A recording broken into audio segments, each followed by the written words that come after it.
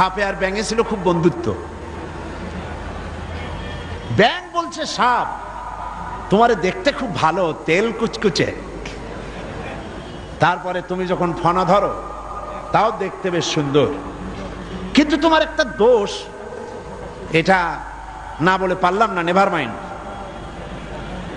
সাপ বলল আচ্ছা বলো, কি বলতে চাও? ব্যাঙ বলছে তুমি যখন চলো তখন তুমি কিন্তু সোজা হয়ে চলো না, খালি এইরকম করে চলো, এইটা বড্ড বিশ্রী লাগে। সাপ শুনে বলছে বেয়াদব, আমার সমালোচনা করার এত বড় দুঃসাহস কোথায় পেলি? ফনা তুলেছে, ফস করে উঠেছে। ব্যাঙ বলে ওরে বাবা, এত প্রশংসা করলাম, একটু সমালোচনা করছি, সহ্য করতে পারলি না? ও দিল লাভ, ব্যাঙ লাভ দিয়ে পড়ছে পুকুরের মধ্যে।